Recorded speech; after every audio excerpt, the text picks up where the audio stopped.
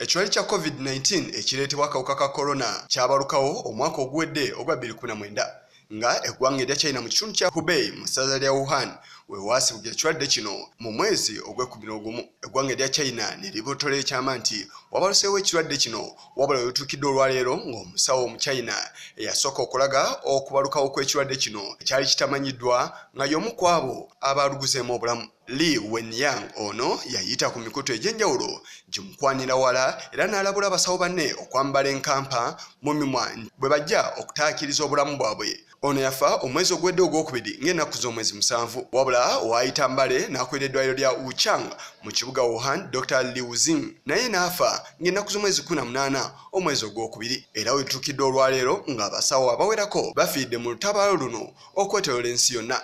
Era sabbiiti eno Supreme Leader w'eggwanga erya Iran yakakasizza nga buli musawo yenna afiira mu lutabaalo luno okuba omuzira oba omujulizi. Ng'emu ku nteekateeka z'okulwanyisa ekirwadde kino eggwanga erya China lyazimba amalwaliro agatali gamu mu nnaku mbale bubazi okulaba ng'abantu abazuulibwa nakyo babako n'ekifo we bakuumirwa. Okuli erya Wushenshan oba liyite Fire God Mountain nga lino likuŋŋaanirwamu abalwadde 1,000 awamu n'eddwaliro eddala erikuŋŋaanirwamu abalwadde 1,600 erya Leinshanshan oba liyite Thunder God Mountain. Amalwaliro gano gombi tegaweza mwezi nga gawedde era nga n'abasawo abawerako baateereddwamu. Okusinziira ku mukutu ogwa World Meters abantu 13,893 be bakakasiddwa okuba n'ekirwadde kino wabula nga bakafiiramu bali 5,800. Waliwo abazze engulu nga bo bali 7,726. Omukutu gwe gumu gulaga nti eggwanga erya China lye lisinga abalwadde nga lirina abalwadde 8,815 ne liddirirwa eggwanga erya Italy erina abalwadde 1,115 erya Iran lya kusatu n'abalwadde 1,136. South Korea ekwata kyakuna n'abalwadde 7,974. Spain erina abalwadde 39,021 nga yakutaano ate ery'omukaaga ly'eggwanga erya Germany n'abalwadde 30,116. Eggwanga ery'omusanvu ly'eggwanga erya Bufaransa nga lirina abalwadde 2,876. Ery'omunaana ly'eggwanga erya Amerika n'abalwadde 1,832 ate ery'omwenda Switzerland n'abalwadde 1,133. Ery'ekkumi ly'eggwanga erya Norway nga lirina abalwadde 878. N'amawanga amalala gagoberegana nga gakyasembyeyo be balirwana baffe ab'eggwanga erya Kenya n'omulwadde omu awamu n'eggwanga erya Ethiopia nga bano bakakasiddwa olunaku olwaleero. Health has confirmed the first coronavirus case in Kenya. The case was confirmed on the 12th, which was last night, as the first one to be reported in Kenya since the beginning of the outbreak in China. The case is a Kenya citizen who traveled back to Nairobi, returning from the United States of America via London. Amawanga agasoba mu 13 ge gali mu bulwadde buno oba COVID-19.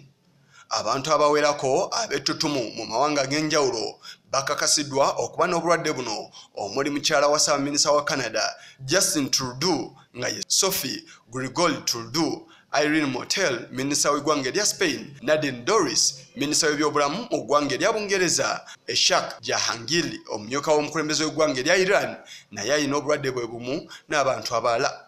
Bannabyamizannyo kuliko Mike Arteta manager wa ttiimu ya Arsenal, Callum Hudson-Odoi omuzannyi wa Chelsea. Hi guys, as you may be aware, I had the virus for the last couple of days, which I've recovered from.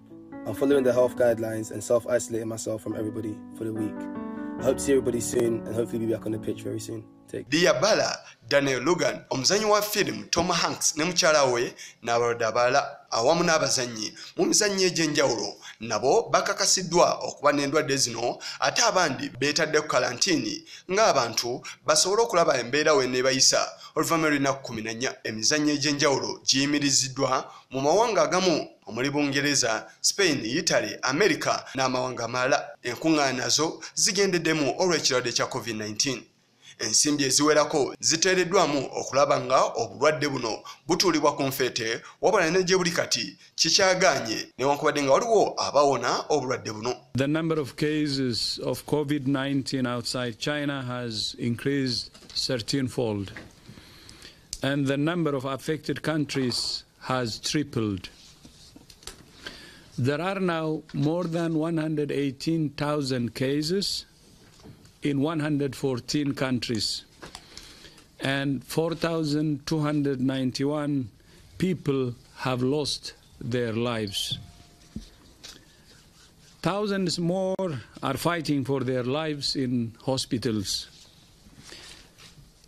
In the days and weeks ahead, we expect to see the number of cases, the number of deaths, and the number of affected countries climb even higher. Omuntu alwadde obulwadde buno afuna obuzibu mu kussa, ekifuba okumuluma, ssenyiga, okukolola n'ebintu ebirala. Era okubwewala bannansi bakubiriziddwa okwewala okwekwata mu ngalo, okwewa ebifuba, era n'okuyitiira okunaaba ennyo mu ngalo, n'okwewala okwekwata mu maaso awamu n'ennyindo. Ebintu ebirala birambikiddwa engeri gy'okugobereramu okwewala obulwadde buno ewali ekitongole ky'ensi yonna ekya World Health Organization awamu ne gavumenti ezitali zimu mu mawanga ag'enjawulo. Yisa Kigongo ku lwa Channel 44 Oluggulo.